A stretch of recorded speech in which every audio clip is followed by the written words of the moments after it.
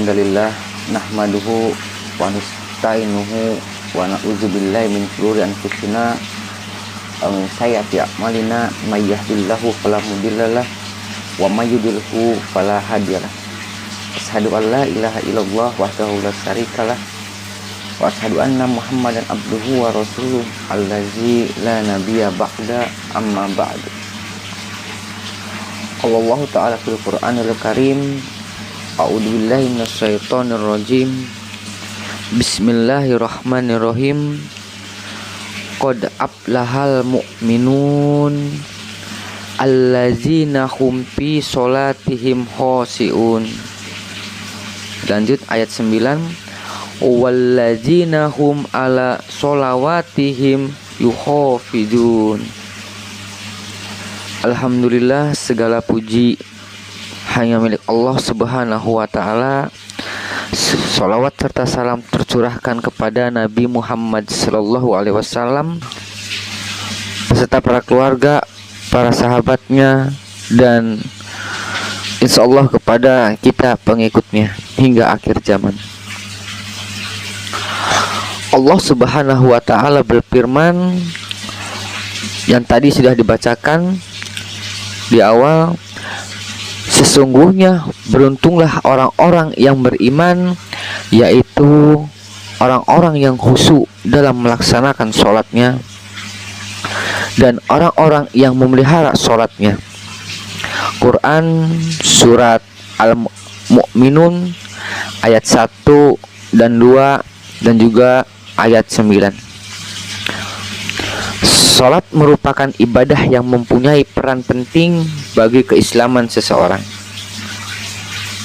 Hal pertama yang akan dihisab nanti di hari kiamat adalah sholatnya. Apabila sholatnya tidak baik, maka amalan pun tidak baik juga.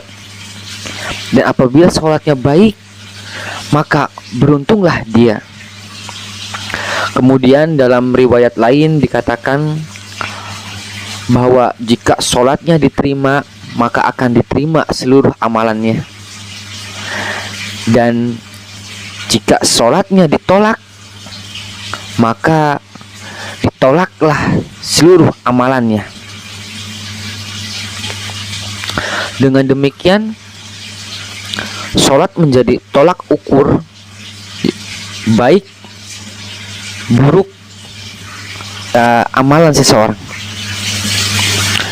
Melaksanakan ibadah sholat sejatinya menjadi kebutuhan seorang hamba untuk takarrub kepada Sang Pencipta, yaitu Allah Subhanahu wa Ta'ala, yang akan melahirkan kenikmatan tersendiri ketika seorang menegakkan sholat dengan sebenarnya. Maka diraihlah puncak kebahagiaan hati dan diraihlah sumber segala ketenangan dalam kehidupan. Rasulullah Shallallahu Alaihi Wasallam dan orang-orang yang solih senantiasa merasakan nikmat dalam melaksanakan sholat, karena mereka menganggap Robnya yang mereka cintai di atas segalanya dengan raga, jiwa, dan hatinya. Karena itulah nikmat sholat ia rasakan bukanlah seseorang akan merasakan senang ketika dapat bertemu dan berkomunikasi dengan yang dicintainya. Jika yang dicintainya adalah Allah, maka menghadapnya, memujinya, dan berkomunikasi dengannya adalah sesuatu yang sangat nikmat. Rasulullah Shallallahu Alaihi Wasallam bersabda, dan dijadikan penyejuk mataku di dalam sholat. Hadis riwayat An-Nasa'i. Pernyataan beliau seperti itu karena beliau mendapatkan kenikmatan dan kebahagiaan hati ketika mengerjakan ibadah sholat.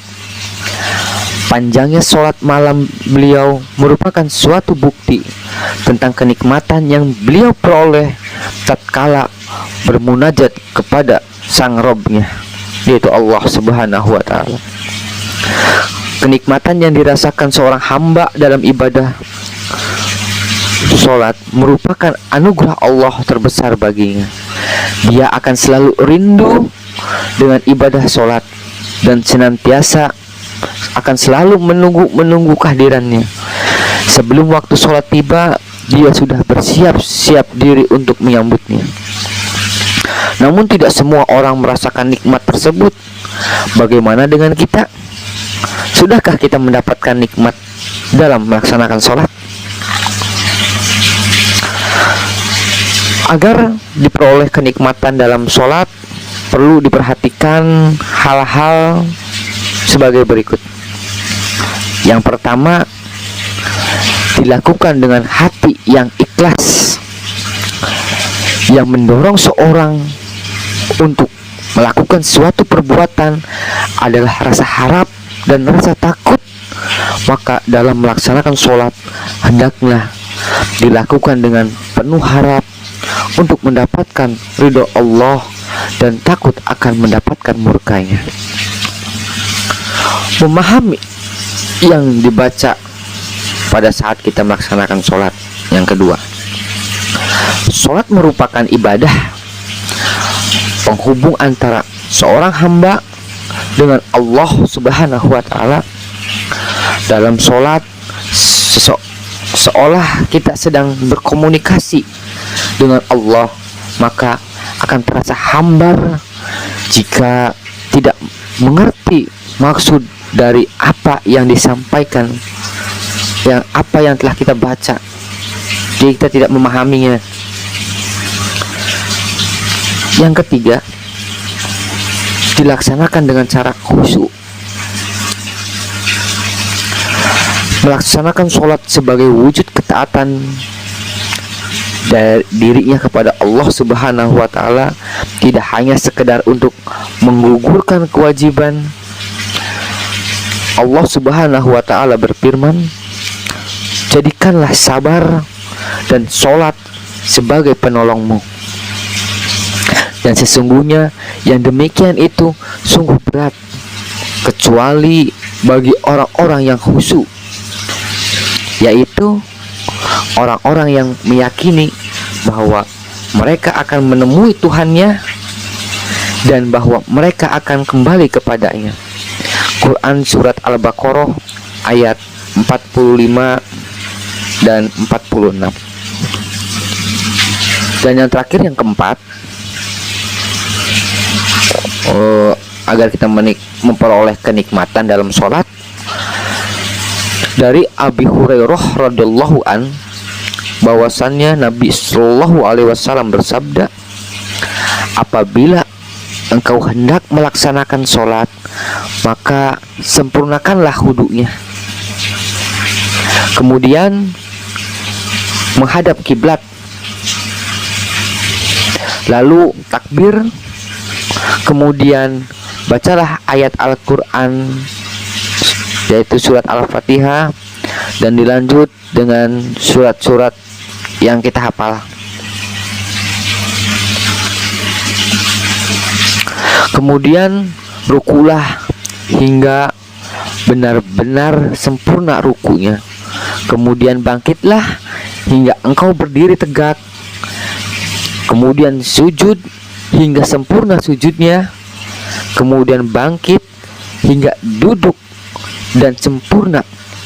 Kemudian sujud lagi hingga sempurna. Dan lakukanlah hal itu dalam setiap rakaat sholatmu. Hadis riwayat Al-Bukhari. Itulah salah satu contoh agar kita mendapatkan kenikmatan dalam sholat.